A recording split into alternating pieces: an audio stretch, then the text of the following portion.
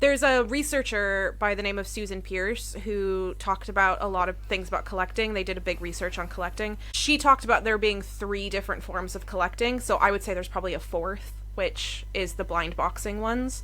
Yeah. But there's 3 other ones, so let's talk about them.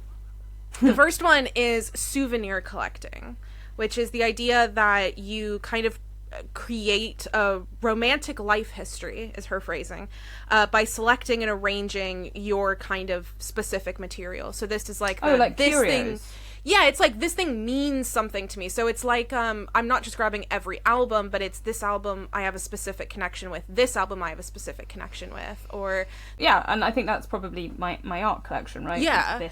That's what that is. So, yeah, it's things like that.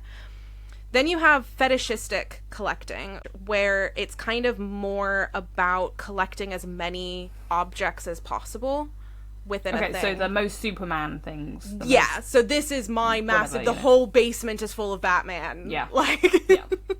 And then there's this systemic collecting, which she includes as an intellectual rationale, which I guess could include monetary stuff as part of it, but I don't think it's necessarily monetary. Yeah.